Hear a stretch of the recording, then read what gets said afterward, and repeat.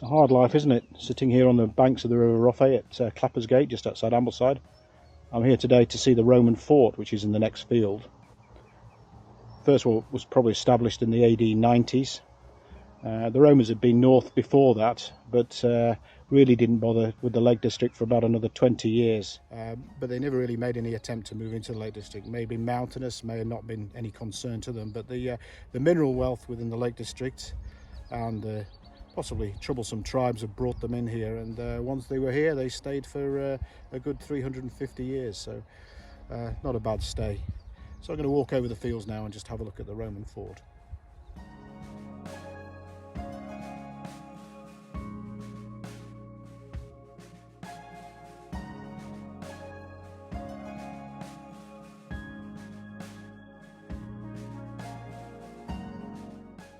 Climbing up onto the fort platform, we get our first view of the headquarters building in the centre of the fort, first excavated in the early part of the 20th century. The fort sits on an elevated platform at the north end of Windermere Lake. Part of this will have been geological, and the other half seems to have been created by the Romans to create a flat platform for the fort. Excavations have found no real evidence of ditches on the south and the west of the fort. This is possibly because the River Rothay ran just underneath the fort in the Roman period, and also the lake must have been a lot closer, hence no need for a ditch on the southern side. The south gate of the Roman fort is still visible. You can see the round pivot holes for the two doors which would have stood here. The wooden gates would have swung inwards. Previous excavations have uncovered all four gateways to the fort, but only the east and the south now are visible to the visitor. Just to the west of the south gate, you can actually see part of the fort wall left exposed by the excavators. The fort has been largely robbed of its stone. One of the most unusual purposes seems to have been for scouring pans by the housewives of Ambleside before proprietary soap and scouring pads came onto the scene. The fort is located in Borons Field, and Borons means heaps of stone, which must reflect the ruins of the fort in previous times. This is the ruins of the Praetorium, where the commanding officer would have stayed with his retinue of slaves, his family and his children. Where they would have lived a comfortable life, possibly with centrally heated floors, right next to the headquarters building. The house is set around a large courtyard, which would have seen the hustle and bustle of daily life. Records from Vindolanda show that the wives attended each other's birthday parties, and there must have been quite a social scene between forts when it was still operating. The Roman name for the fort is sometimes Galava, although the name Glanaventa, which is currently given to the fort at Ravenglass, has also been suggested. As Glanaventa means market by the shore, it's also fitting for this location here on the lakeside. Right in the very heart of the fort was the Principia. Here was the Chapel of the Standards, and within it the strong room. In here, the most secure place in the fort, the soldiers' pay, savings, treasures were also kept. The Chapel of the Standards, where the strong room sat, would have had maybe a statue of the emperor. The colours and standards of the unit. On either side there would have been rooms for the clerks of kept wage records, reports, unit strengths, etc. A gravestone has been found locally recording the death of a soldier, a clerk, who actually died inside the fort. So it wasn't always a peaceful place to live, nor was it 100% secure from the sounds of the gravestone. From the Chapel of the Standards we enter a large forecourt area. This was the nerve centre, the beating heart of the fort itself. A raised platform, a tribunal, would have been used by the commanding officer to give out daily briefings, passwords. Travellers and messengers from around the area would arrive with messages to this very point.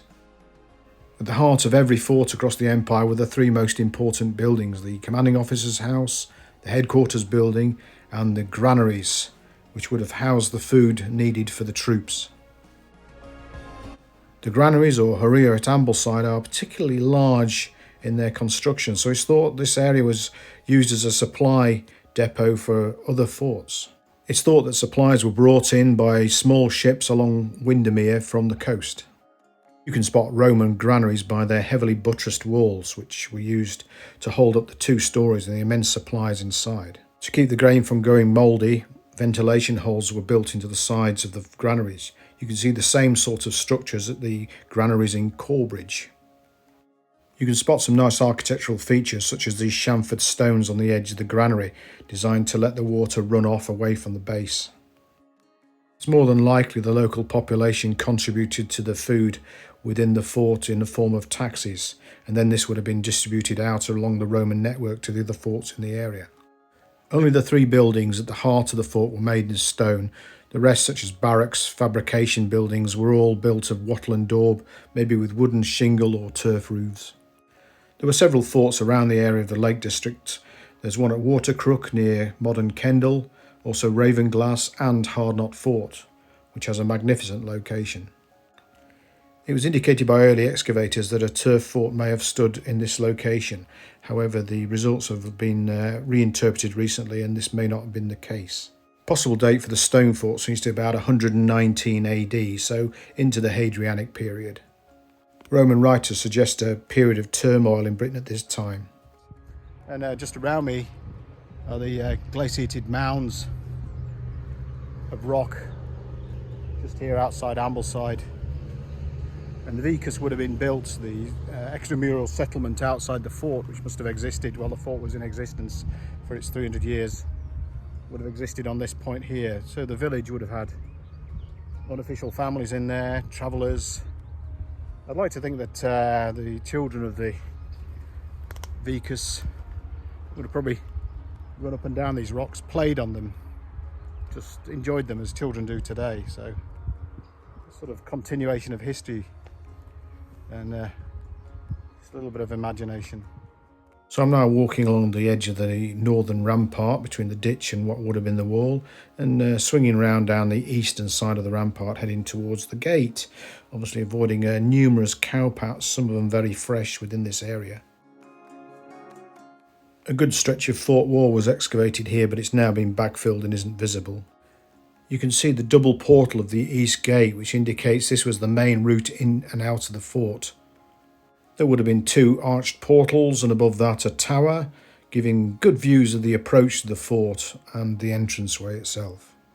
So we finally reached the southeast corner of the fort, and this is a tower excavated in the 20th century. All that remains now is a small hollow where the excavation took place. I hope you enjoyed this short tour. If you've got any comments, please leave them below. Thank you. Hi, I'm just walking back on the main road to Ambleside itself. In the field behind me there, just around the fence line, was where the Roman road would have headed north, heading up to Thirlmere, as it is now, St John's in the Vale, Troutbeck marching camps, and then on to Old Penrith at Vorida. The road was suspected but relatively unknown until the advent of LiDAR, the aerial radar scanning, and now it's been traced quite a long distance along the road now.